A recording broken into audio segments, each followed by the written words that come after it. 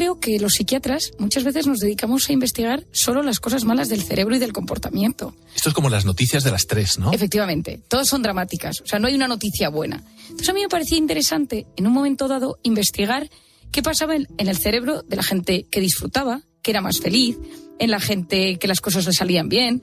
Es decir, transformar la psiquiatría no solo en un estudio o en una forma de tratar a la gente que sufre, sino también una forma de investigar a los que parece que las cosas les van bien, a los que parece que le pasan cosas buenas. Es como el vaso medio lleno, ¿no? ¿Te imaginas las famosas clasificaciones de enfermedades mentales, de la CIE, del DSM? En vez de ser clasificaciones de cosas patológicas, ¿te imaginas clasificaciones de cosas positivas? Bueno, pues yo creo que sería muy bueno porque daría una sensación de que se puede llegar a eso, ¿no? Y yo creo que al final ser feliz es la capacidad que uno tiene de conectar con lo bueno y disfrutarlo, y cuando llega lo malo gestionarlo. Y todos en esta vida tenemos cosas buenas cada día que nos suceden y cosas malas, y el tema es cómo gestionamos lo bueno y lo malo. Doctora, ¿se puede entrenar el cerebro para ser feliz? Bueno, totalmente, es que se puede aprender, hay una neuroplasticidad cerebral. ¿Es con un aplomo? ¿Eso se puede aprender? ¿La has ofendido? No, la has ofendido. ¿Sabes esto? La has ofendido. Bueno, es que hoy la neurociencia ha avanzado mucho. Yo lo que no quiero es que haya un mensaje de este Mr. Wonderful, de que parece que si eres feliz lo consigues, el que es alegre todo le sale bien, pero lo que sí que sabemos es que el cerebro de una persona o el organismo de una persona que decide tomarse las cosas un poco mejor funciona de una manera diferente que las personas que viven tristes, resentidas, víctimas de todas las circunstancias, que viven enganchadas en el pasado, que todo les da miedo. El organismo de una persona con miedo no es el mismo organismo que el de una persona con optimismo o que tiene ilusión en la vida. Y cuando el organismo cambia, cuando los telómeros, que son los capuchones de los cromosomas, se modifican, cuando ves que el sistema inmune de una persona que sufre es diferente que el de una persona que disfruta, pues te das cuenta que mente y cuerpo están muy unidos. Y que tu actitud en la vida, yo siempre digo que la actitud es la voz interior. Sí. Y la actitud que tú tienes en la vida, sabemos que influye mucho en el resultado de las mismas. Entonces, ¿todo el mundo puede ser feliz o no? Bueno, yo digo que feliz, al final, la palabra feliz está tan dicha, está tan manida, que hasta le he cogido un poco de manía. O sea, por eso digo cosas buenas, ¿no? Es decir, disfruta de las cosas buenas, sea alegre. Pero esa felicidad parece que es que se alcanza rápidamente, que es una cosa de gratificación instantánea. Y creo que todo el mundo puede aprender a ver la realidad con otros ojos. Al final, el otro día yo contaba una anécdota que me sucedió, y es que me encontré llegando a mi casa con un señor que estaba limpiando la calle, con el señor de la basura, era de noche. Y entonces me quedé, le dije, buenas noches, estaba en la puerta de mi casa, y le dije, bueno, gracias por tener la calle tan limpia, ¿no? No sabía bien qué decirle. Y entonces me dijo, ¿usted es la de la oxitocina? ¿La del cortisol? No me lo puedo creer. Y le digo, ay, por favor, qué ilusión. Y entonces le digo, sí. Y entonces llama a los del camión, dice, ¿qué es la del cortisol? ¿Qué es la del cortisol? ¿No? Y entonces no salen, puedo creer. Y entonces me dice, es que escuchar por las noches tus podcasts nos ayuda a darle sentido a nuestro trabajo. Entonces pensé que qué bonito, ¿no? O sea, no necesitas tener una vocación enorme en la vida profesional para ser feliz, sino que lo que encuentres tenga un sentido para que tú cada día te levantes y digas, bueno, pues mi trabajo me ayuda a ganarme dinero, mi trabajo me ayuda a tener las calles más limpias. Cuando tú le vas dando sentido a las cosas, pues tu organismo se siente mucho mejor y enfermas menos, que ese es el quid. Sí, claro, eso obviamente me recuerda el famoso libro de Víctor Frank, El hombre en busca de sentido, ¿no? Si los oyentes no lo han leído, hay que hacerlo. Por favor, recomiéndalo, porque realmente es una obra maestra, ¿no? De la psique humana, del comportamiento, ¿no? Él descubre la logoterapia, que es la terapia de logos, que es que cuando tu vida tiene un sentido, todo cambia. Hay una anécdota que cuentan de Kennedy, no sé si es real o no, pero la he leído muchas veces, que cuentan que fue a la NASA y que fue saludando a todo el mundo, ¿no? Y entonces entonces pues a cada persona le iba diciendo, ¿usted aquí qué hace? ¿Usted a qué se dedica? Y en un momento dado se encontró con un señor que limpiaba los suelos. Y le dijo, bueno, soy el presidente de Estados Unidos, ¿y usted qué hace? Dice, yo ayudo a que el hombre llegue a la luna, ¿no? Bueno, pues este tío tenía claro su motivo de vida y él iba feliz todos los días a trabajar. Y Kennedy volvió y dijo, oye, me ha impactado muchísimo el señor que limpia el suelo. Bueno, pues la vida es así. Es decir, muchas veces pensamos que es imposible ser felices si tienes un trabajo con un bajo sueldo, que tu vida es un desastre. Mira, hoy de ver a un paciente que me ha dicho todo lo malo que tenía en su vida. Entonces le he dicho, vale, por un momento me vas a escuchar, que voy a hacer un monólogo sobre ti. Entonces he hecho un monólogo de 5 minutos sobre todo lo bueno que tiene. Entonces iba cambiando la cara, iba sonriendo y me dice, ay, me ha gustado más la segunda parte. Digo, la vamos a grabar en notas de voz. Y cuando empieces con el run negativo, te vas a poner mi voz viendo lo positivo, ¿no? que es verdad que a todos nos pasan cosas malas. No conozco a nadie que no esté librando un tema en su vida que le preocupe. No conozco a nadie. Lógico. Ahora, lo que pasa que eso es verdad, Marian, que te hace focalizar. Porque evidentemente comienzas a hablar de algo malo y tu atención se centra en eso. Recuerdo un compañero que justamente hacía algo similar. Cuando alguien empezaba en la consulta a contarle cosas negativas, decía, no, usted no me va a contar nada negativo, solo me va a contar cosas positivas. Ahora bien, sin entrar en ese buenismo que tú bien has descrito hace un momento, ¿no? De obsesionarse y tal y cual, ¿no crees también que quizá darle excesiva importancia a ese alcanzar la felicidad puede a su vez ser un motivo de insatisfacción? No sé si te pasará a ti, pero yo veo también en la consulta pacientes que comentan cosas como, sí, claro, porque no soy siempre feliz y yo prácticamente he nacido para ser feliz, ¿no? Un poco exagerando esta última parte. No, pero tienes toda la razón. Hay un FOMO, el famoso Fear of Missing Out, que es miedo a perderme la vida y que todo... O sea, yo es que no sé a quién han engañado, si es que la vida es un motivo de sufrimiento y dolor, si es que naces con dolor. Es decir, el dolor y el sufrimiento nos acompañan toda la vida. El tema es saber que en medio de las durezas de la vida, la enfermedad, la muerte, los problemas económicos, los sufrimientos del día a día, tú aprendes a gestionar eso y encuentras incluso momentos de alegría y de placer. A pesar de todo. A pesar de todo. Pero lo malo es cuando piensas, a mí hay gente que me dice, después de haberlo pasado muy mal, etapa muy buena, ay, Marian, prométeme que no me van a poder volver a pasar cosas malas, que no voy a volver a sufrir. No te lo prometo, va a llegar, pero tienes herramientas, has aprendido para que cuando llegue lo malo lo sepas gestionar. Que yo creo que un poco la educación ahora mismo debería ser tanto alcanza la felicidad, esto te va a hacer feliz, sino ten herramientas para que cuando llegue lo bueno seas capaz de disfrutarlo. Todos conocemos gente que le viene algo bueno y dice, no me fío, no te confíes, espérate, a ver cuánto dura, y que cuando llega lo malo se bloquea, se hunde, intoxica el ambiente de esa negatividad. Es que mucha gente cree que es injusto que le suceda algo malo. Que es injusto, como que no es propio de la vida, como yo no me merezco eso. Y yo también les digo, pero ¿cómo que no se lo merece? Es que las cosas vienen, está en tu habilidad de manejarlo más bien. Bueno, yo creo que esto se debe a dos cosas. La primera es que hay que estudiar historia. Empieza a estudiar y te vas a dar cuenta que a lo largo de la vida siempre ha habido circunstancias dolorosas, traumáticas en todas las personas del mundo. Es decir, te vas a la peste, te vas a las guerras, siempre ha existido el dolor. Y lo segundo es que este telefonito que ya tenemos todos a nuestro lado nos enseña constantemente gente que se lo está pasando fenomenal. Instagram, TikTok, gente que baila, gente que disfruta, gente que se ríe. Y esos chispazos de dopamina, de los que tantas veces hemos hablado, que te generan ese bienestar instantáneo y te dan esa sensación placentera, esa gratificación instantánea de ahora estoy bien, ahora estoy bien, ahora estoy bien. Y tú engañas al cerebro en esa felicidad light a golpe de clic, que no es real, que es fake. Más fake que eso no hay nada. Y esos chispazos de dopamina generan un gran vacío. Entonces tú estás constantemente viendo aquí en la pantalla que la gente guapa, con ropa ideal, veraneando en sitios.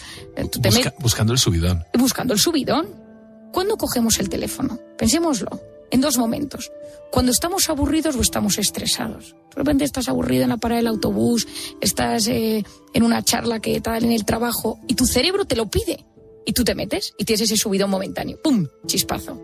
Estás estresado, te has enfadado con tu marido, mujer, hijo, yerno, jefe y ¡pum! Teléfono. Te metes en el portal de noticias, de deportes, de YouTube, de Instagram, de compras y tienes ese subidón. Entonces tú a tu cerebro le enseñas que siempre que está aburrido y siempre que está estresado hay una vía escape rápida para salir de esa circunstancia.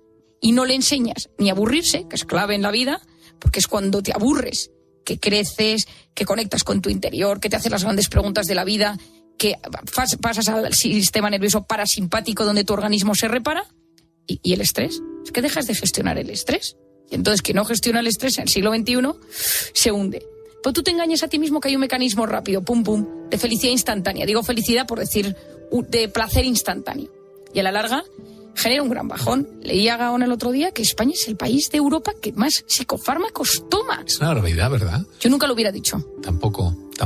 ¿Sabes que éramos felices aquí en España? No entiendo con el sol, el Mediterráneo, la dieta, lo bien que comemos, lo simpáticos que somos. No sé, me sorprendió. Hubiera dicho más los países nórdicos, que tiene otra manera de... Pero claramente hay algo que nos está pasando para que España esté en la cabeza en Europa de psicofármacos. Eso es para hacer otro programa y darle vueltas, porque seguramente además tiene varias vertientes. No es solamente el consumo de fármacos per se, el manejo de la ansiedad, quizá la precariedad, y no me voy a meter en temas especialmente ni políticos ni sociológicos, la precariedad de... Pero luego, fíjate, ahí enlazo con lo del aburrimiento y con saber historia, que recuerdo a mis abuelos que obviamente no tenían en aquellos años ni coche, ni se iban a las Maldivas o a la República Dominicana de vacaciones. Tenían un sueldo seguramente bastante más modesto que mucha gente hoy en día, y sin embargo, espiritualmente, emocionalmente, eran muy sólidos, vivían muy bien. Quizás la resiliencia, la capacidad de aguante, el manejo de los problemas. Bueno, yo creo que cuando la vida tiene un sentido, y ese sentido es porque ahí está la clave. Pues las cosas, esto lo decía Víctor Frank, del que hablábamos, cuando la vida no hay sentido, buscas sensaciones.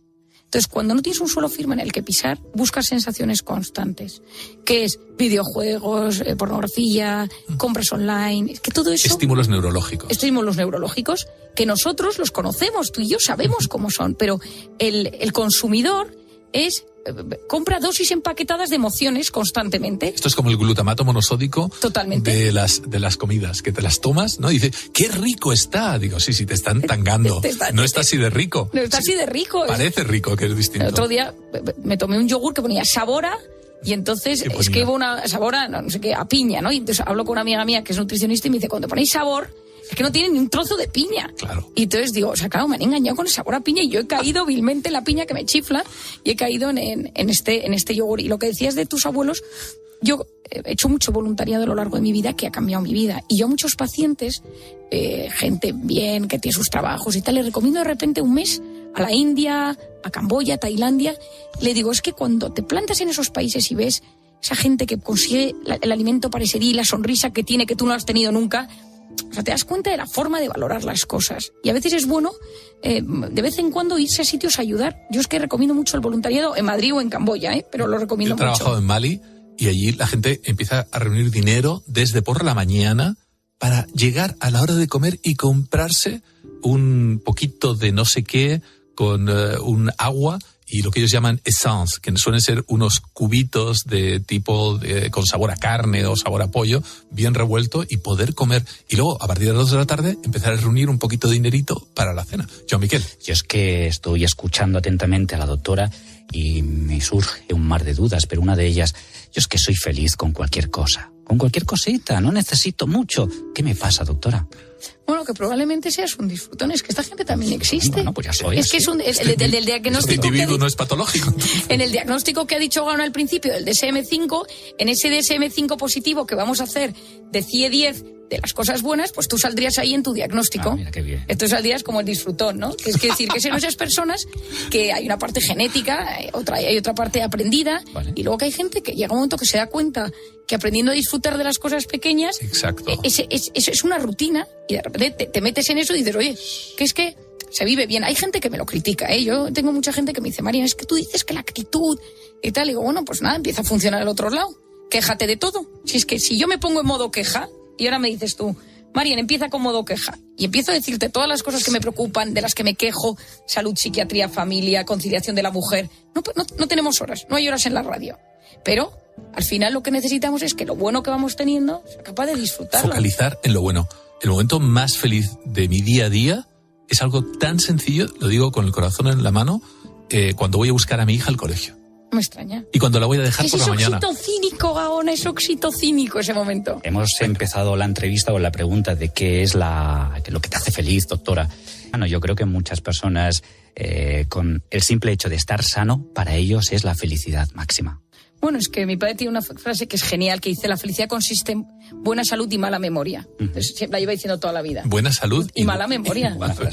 Siempre lo dice. O sea, yo la llevo yendo desde que tenía uso de razón. Entonces creo que la salud, lógicamente, acompaña. Encima yo con todos mis temas de la inflamación hoy en día, digo, es que cuando estás inflamado no disfrutas. Y luego tener una capacidad de olvidar las cosas malas que te pasan. Porque la gente que tiene esa capacidad de acordarse hace 3 días, que me pasó hace 3 años, es que la gente que vive en el pasado lo sufre mucho y lo pasa muy mal. ¿De qué puede depender dar un giro drástico en la vida? De vez en cuando vemos personas que dan un vuelco. Ya sé que es una pregunta difícil, una pregunta un poquito trampa, pero yo he conocido personas que de repente cambian, igual que quien se vuelve creyente o bien quien descubre algo nuevo. De repente hay personas que hacen chas y giran 180 grados. Yo creo que cuando comprendes, es decir, yo creo que la comprensión de las cosas genera un enorme alivio. Si a ti alguien te dice, levántate todas las mañanas y sonríe, directamente dices, vale, muy bien, es una frase hecha. Cuando de repente tú te das cuenta que la sonrisa activa el músculo orbicular del párpado, que estimula el sistema límbico, te lo explica alguien con gracia y bien, tú dices, oye, que realmente que es que la sonrisa cambia mi microbiota en positivo. No, espera un momento, que estos son palabras mayores. Por eso parte de mi divulgación siempre ha sido en que la gente se entienda. Creo que cuando tú te entiendes dices, bueno, entonces que yo me levante todas las mañanas o que esté todos los días quejándome, esto tiene un impacto directo en mi sistema inmune. El hecho de que yo me pase todo el día el hecho de que yo no perdone, yo hablo mucho del perdón. El perdón, qué importante. Porque en Camboya, en un momento dado yo me rompí como psiquiatra y dije, bueno, entonces todavía no había terminado la residencia. Y yo dije, esto es imposible. O sea, esto es niñas violadas, y unas historias y la trata de mujeres. Y una niña violada, vendida a los burdeles, un día le dije, ¿tú por qué estás tan bien? Y me dijo, ¿por qué he perdonado? Y ella tiene una experiencia brutal con un misionero. ¿Por qué he perdonado? En el que un misionero católico le enseña una imagen de Jesucristo y le dice, ese es el Dios de los cristianos, y a él le entregaron los suyos. Y dice, como a mí. Dice, ¿y él cómo lo superó? Dice, porque perdonó. Entonces esta niña dice, pues yo tengo que aprender a perdonar. Se vio identificada, ¿no? Entonces ella empieza a hacer el ejercicio de perdón brutal, y entonces en ese ejercicio de perdón se da cuenta que se siente liberada. Y en esa sensación dices que hay que enseñar a perdonar. Entonces yo he trabajado mucho el perdón y me he dado cuenta que el rencor, aparte que sube el cortisol, te intoxica, te inflama, te enferma, te modifica tu cerebro y tu forma de filtrar la realidad. Y tú me estabas diciendo ahora una cosa muy importante, y es, nosotros tenemos que calmar ese tormento de pensamientos negativos muchas veces que surgen en nuestra mente. Y para eso hay que aprender a enfocar la atención. Es decir, esa mente errante que dicen muchos, ¿no? Esa mente que se deja llevar de un lado al otro y te dejas llevar y comparas y vas por la calle y miras y te acuerdas tu jefe, y de repente paras y te enfocas y comes algo y lo sientes y das un abrazo y conectas con el abrazo. De repente sales de esa parte errante y conectas con una realidad, enfocas, y en el enfoque sano de las cosas yo creo que está el equilibrio y la salud. La magia del perdón. Ahora mismo hay miles de personas que te están escuchando. ¿Qué le podríamos recomendar a nuestros oyentes para que sean felices? Lo primero es que no se obsesionen con ello, que no sea una obsesión. Es decir, obsesionarse con quiero ser feliz las 24 horas del día es imposible. Fuera obsesión. Fuera obsesión. Vale. Ahora estás preocupado todo el día de ser feliz, que no te puedes ser feliz. No. Lo segundo es conocerme, quién soy yo. 4 cosas de mi forma de ser. Lo segundo es qué me altera, es decir, qué me pone en modo cortisol, la salud, el dinero, mi suegra, mi jefe, la pareja, el sentirme solo. Es decir, cuáles son los 4, 5, 6 factores de estrés y en quién me convierto yo cuando entro en modo alerta. Es decir, si yo soy sensible, cuando estoy en modo alerta me paso el día llorando. Como yo soy un poquito impulsivo, cuando entro en modo alerta estoy más agresivo. Como yo soy una persona tímida, cuando estoy en modo alerta me bloqueo.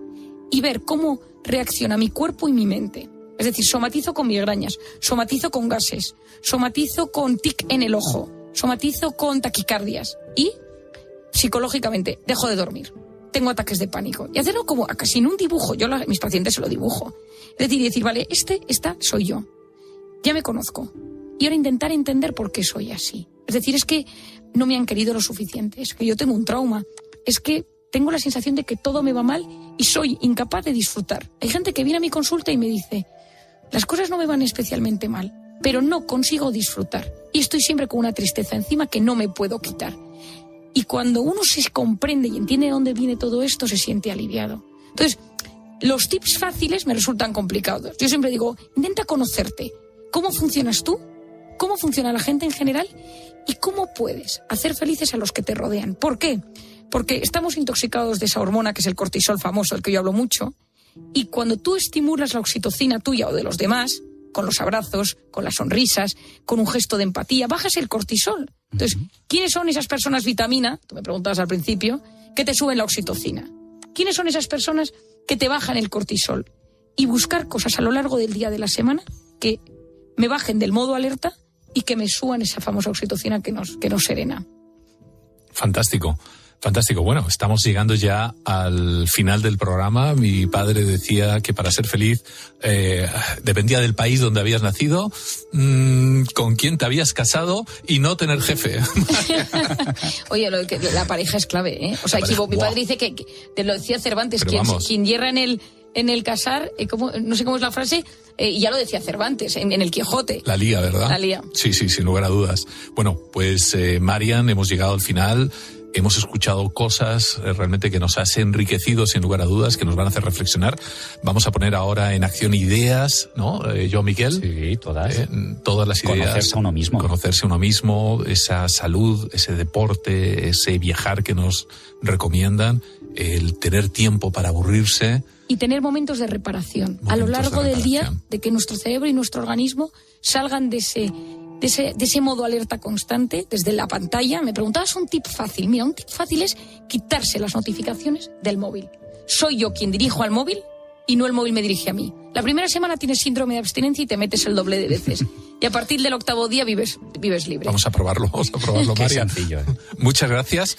Y bueno, llegamos al final, Joan Miquel.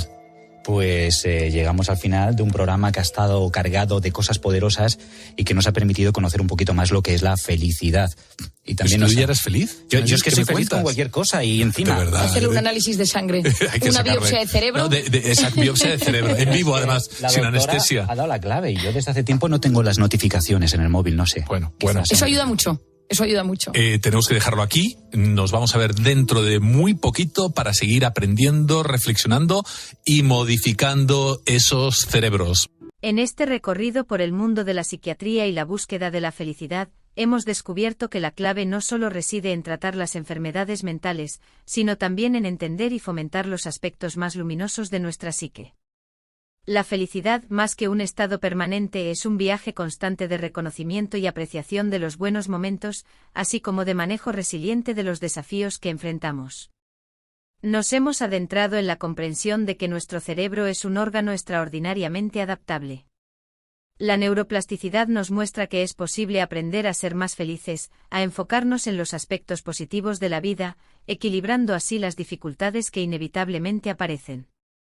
Así que al concluir este vídeo, te invito a reflexionar, ¿cómo puedo aplicar estos conocimientos en mi vida diaria? ¿De qué manera puedo entrenar mi mente para saborear más intensamente los buenos momentos y enfrentar con mayor fortaleza los retos? Recuerda que la vida es un mosaico de experiencias, tanto alegres como desafiantes. La verdadera felicidad surge de nuestra capacidad para navegar este mosaico con entendimiento, resiliencia y una actitud que celebra cada pequeña victoria.